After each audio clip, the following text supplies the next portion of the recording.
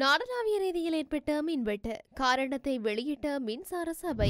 3 ஆண்டுகளில் 3 முறை உயரும் அரசு ஊழியர்களின் சம்பளம். உலக சந்தையில் இயற்கை எரிவாயுவின் விலையில் ஏற்பட்ட மாற்றம். பால் உள்ளிட்ட வெதுப்பக உற்பத்திகளின் விலை குறித்து வெளியான அறிவிப்பு.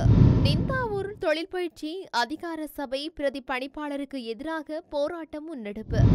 வரியை குறைக்க வேண்டும் பிரதி அமைச்சர் அறிவிப்பு. கனடாவில் தலைகீழாக கவிழ்ந்து விபத்துக்குள்ளான விமானம். வெளிநாட்டு துப்பாக்கிகளுடன் ஒருவர் கைது. சில பகுதிகளில் குறைவடையும் காற்றின் தரம் உடன் மருத்துவ உதவியை நாடுமாறு அறிவுறுத்தல். கட்டுநாயக்க விமான நிலையத்தில் வெளிநாட்டவர் உட்பட 3 கைது. கடந்த பிப்ரவரி 9 நாடளாவிய ரீதியில் ஏற்பட்ட மின்வெட்டுக்கான காரணத்தை இலங்கை மின்சார சபை வெளியிட்டுள்ளது. அதன்படி மின் பரிமாற்றத்தில் ஏற்பட்ட ஏற்றத்தாழ்வு காரணமாக இந்த அனர்த்தம் ஏற்பட்டதாக சபை தெரிவித்துள்ளது. மின்வெட்டு குறித்த விசாரணையை தொடர்ந்து அறிக்கையொன்றை வெளியிட்டு இலங்கை மின்சார சபை இதனை குறிப்பிட்டுள்ளது. எனவே மீண்டும் இவ்வாறான நிலை ஏற்படுவதை தடுக்க குறுகிய மற்றும் நீண்டகால நடவடிக்கைகள் எடுக்கப்பட்டு வருவதாக இலங்கை மின்சார சபை தெரிவித்துள்ளது. நாடு முழுவதும் கடந்த ஞாயிற்றுக்கிழமை ஏற்பட்ட மின்வெட்டு மக்கள் மத்தியில் அதிர்ச்சியையும் விமர்சனங்களையும் ஏற்படுத்தி இருந்தது. அரசு தரப்பு மின்வெட்டுக்கு காரணம் குரங்கு என்றும் பின்னர் நுரைச்சோலையில் ஏற்பட்ட பழுது என தெரிவித்தாலும் தொழில்நுட்ப வல்லுநர்களின் கருத்துக்கள் மாறுபட்டதாக அமைந்திருந்தமையும் குறிப்பிடத்தக்கது.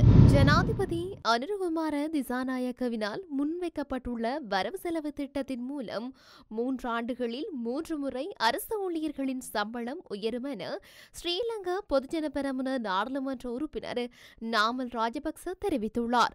முன்னாள் ஜனாதிபதி ரணில் விக்ரமசிங்க தயாரித்த வரவு செலவு திட்டத்தை சமகால ஜனாதிபதி வாசிப்பது போன்ற உணர்வை இந்த வரவு செலவு திட்டம் ஏற்படுத்தியதாக நாமல் தெரிவித்துள்ளார். ஜனாதிபதி அனுரகுமார திசாநாயக்க தாக்கல் செய்த வரவு செலவு திட்டம் ரணில் விக்ரமசிங்கவின் கொள்கைகளை போன்றது, மிகவும் நல்லது. ரணில் விக்ரமசிங்க தயாரித்த வரவு செலவு திட்டத்தை ஜனாதிபதி வாசிப்பதை போன்று உணர்ந்தேன். ஏனெனில் வரவு செலவு திட்டம் ரணில் விக்ரமசிங்கவின் கொள்கைகளை போன்றது.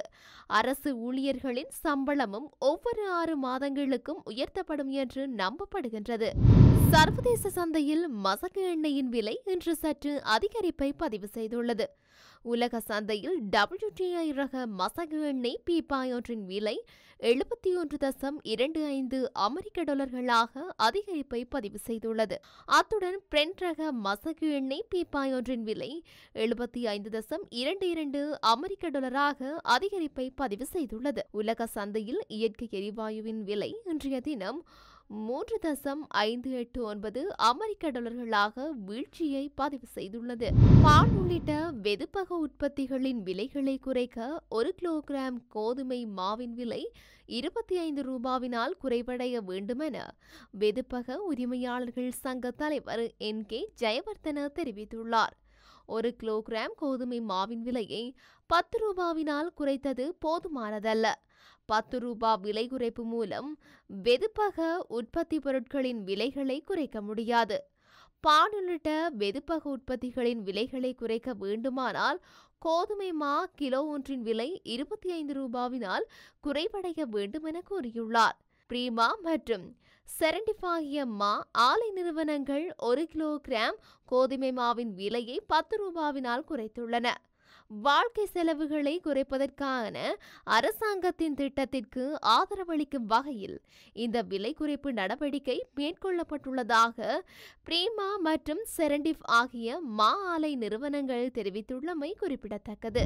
இலங்கை தொழிற்பயிற்சி அதிகார சபையின் நிந்தாவூர் மாவட்ட தொழிற்பயிற்சி நிலையத்தின் கீழ் பணிபுரிகின்ற அம்பாறை மாவட்ட தமிழ் மொழிமூல அனைத்து போதனாசிரியர்கள் மற்றும் உத்தியோகத்தர்கள் இணைந்து போராட்டம் ஒன்றினை முன்னெடுத்துள்ளனர். நேற்று மேற்கொள்ளப்பட்ட இந்த போராட்டத்தின் போது மாவட்ட பிரதி பணிப்பாளர் வினோதராசாவின் அடக்குமுறை மற்றும் நிர்வாக சீர்கேடுகளுக்கு எதிராக கண்டனம் தெரிவிப்பதாக குறிப்பிடப்பட்டுள்ளது. இதன்போது பிரதி பணிப்பாளர் ரி வினோதராசாவின் நிர்வாக முறைமையில் அதிருப்தி அடைந்த சகல உத்தியோகத்தர்களும் அவரை உடனடியாக இடம் மாற்ற கோரி இலங்கை தொழிற்பயிற்சி அதிகார சபை ஒருங்கிணைந்த சுதந்திர தொழிற்சங்க செயலாளர் நிகால் விதானகேவின் வழிகாட்டுதலில் இப்போராட்டத்தை முன்னெடுத்துள்ளனர். மேலும் இப்பிரதிப்பணிப்பாளர் அவரின் கடந்த சேவை காலங்களில் பல தண்டனை மற்றும் இடமாற்றங்களை பெற்றிருப்பதோடு பலதரப்பட்ட நிர்வாக முறைமை மற்றும் நிதி தொடர்பான குற்றங்களுக்காகவும் இடமாற்றங்களை பெற்றிருப்பதும் குறிப்பிடத்தக்கது. இலங்கையில் நடைமுறையில் உள்ள மறைமுக வரியான 18% வட் வரியை குறைக்க வேண்டும் என பொருளாதார மேம்பாட்டு பிரதி அமைச்சர் பேராசிரியர் அனில் ஜெயந்த பெர்னாண்டோ தெரிவித்துள்ளார். அத்தியாவசிய பொருட்களுக்கு வரிச் சலுகைகளை வழங்குவது எமது அரசாங்கத்தின் கொள்கையாக இருந்தாலும் இந்த ஆண்டு வரவு செலவு திட்டத்தை முன்வைக்கும் போது இதில் சில கட்டுப்பாடுகள் இருந்தன என்று அவர் மேலும் சுட்டிக்காட்டினார். தொலைக்காட்சி ஊடகம் ஒன்றில் நேற்று இரவு ஒளிபரப்பான 360 நிகழ்ச்சியில் கலந்து கொண்டு கருத்து தெரிவித்த அனில் ஜெயந்த இதனை குறிப்பிட்டுள்ளார். ஒரே வரவு செலவு திட்டத்தில் எல்லாவற்றையும் செய்து முடிக்க முடியாது என்பது நிச்சயமாக ஏற்றுக்கொள்ளப்படுகின்றது. ஆனால் இந்த முதல் வரவு செலவு திட்டத்தில் நாங்கள் என்ன செய்வோம் என்பதை கொள்கை அறிக்கையில் கூறவில்லை. முதலாவது வரவு செலவு திட்டம் என்பது இந்த பயணத்தில் ஒரே ஒரு குறிப்பிட்ட பாத்திரமாகும். கொள்கைகள் என்பது பரந்த விடயங்கள். ஆனால் செயல்களுக்கு ஒரு காலக்கெடு இருக்க வேண்டும். காட்சிக்கு காலக்கெடு இல்லை. வட்வரி என்பது ஒரு மறைமுக வரியாகும். நாங்கள் அதை அன்றும் சொன்னோம், இன்றும் சொல்கின்றோம், நாளையும் சொல்வோம். இந்த 18% வட்வரி மிக அதிகம். அதை குறைக்க வேண்டும். ஆனால் அதை குறைப்பதற்கு எல்லைகள் உள்ளன.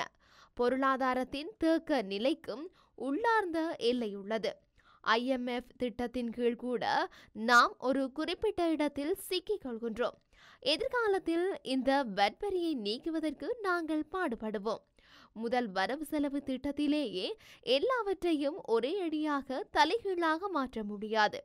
அத்தியாவசிய பொருட்கள் மீதான வட்வரியை நீக்குவதே எங்கள் தற்போதைய விருப்பம்.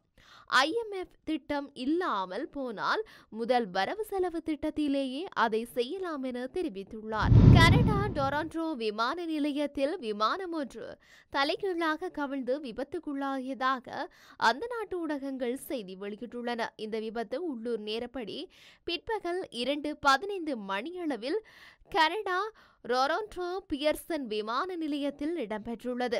குறித்த விமானத்தில் 80 பேர் பயணம் செய்ததாகவும் விபத்தில் 15 பேர் வரை காயமடைந்துள்ளதோடு 3 பேர் படுகாயமடைந்துள்ளதாக தெரிவிக்கப்படுகின்றது. விமானம் தரையிறங்கும் பொழுது விபத்துக்குள்ளாகி தலைகீழாக புரண்டுள்ளது. அத்துடன் விமானமும் தீப்பிடித்துள்ளதாக கூறப்படுகின்றது. விபத்தை அடுத்து 2 ஓடுபாதைகள் மூடப்பட்டுள்ளதாகவும் தெரிவிக்கப்பட்டுள்ளது. விமான நிலைய பகுதிகளில் பலத்த காற்று வீசியதாகவும் கடுமையான பனிப்பொழிவு நிலைமை காணப்பட்டதாகவும் தெரிவிக்கப்படுகின்றது. வெளிநாட்டு துப்பாக்கிகள், துப்பாக்கி ரவைகளுடன் சந்தேக நபர் ஒருவரை கொழும்பு குற்றத்தடுப்பு பிரிவினர் கைது செய்துள்ளனர். சந்தேக நபர் நேற்று பிற்பகல் கட்டுநாயக்க போலீஸ் பிரிவிற்குட்பட்ட ஹேனட்டியான பகுதியில் வைத்து கைது செய்யப்பட்டுள்ளனர். கைது செய்யப்பட்ட சந்தேக நபர் 54 வயதான மினுவாங்கொட பிரதேசத்தில் வசிக்கும் ஹேனட்டியான பகுதியைச் சேர்ந்தவராவார். பதில் போலீஸ் மா அதிபரின் பணிப்புரையின் பேரில் நாடளாவிய ரீதியில் போலீசாரினால் மேற்கொள்ளப்பட்டு வரும் குற்ற செயல்கள் போதைப்பொருள் தடுப்பு நடவடிக்கை சோதனையின் ஒரு பகுதியாக இந்த கைது இடம்பெற்றுள்ளது. சம்பவம் தொடர்பான மேலதிக விசாரணைகளை கொழும்பு குற்றத்தடுப்பு பிரிவினர் மேற்கொண்டு வருகின்றனர். ரத்தினபுரி மற்றும் எம்பலிபிட்டியவில் காற்றின் தரம் சற்று ஆரோக்கியமற்ற நிலையில் காணப்படும் என கணிக்கப்பட்டுள்ளது. தேசிய கட்டட ஆராய்ச்சி நிறுவனத்தின் சுற்றாடல் கற்கைகள் மற்றும் சேவைகள் பிரிவு மற்றும் வாகன போக்குவரத்து திணைக்களத்தின் வாகன புகை பரீட்சை நம்பிக்கை நிதியம் வெளியிட்டுள்ள அறிக்கையில் இந்த விடயம் தெரிவிக்கப்பட்டுள்ளது. அந்த அறிக்கையில் மேலும் நாட்டின் அனைத்து நகரங்களிலும் நேற்று காற்றின் தரம் மிதமான அளவில் காணப்பட்டது. இன்று காற்றின் தரம் 44 தொடக்கம் 116க்கு இடையில் இருக்கும் என்று கணிக்கப்பட்டுள்ளது.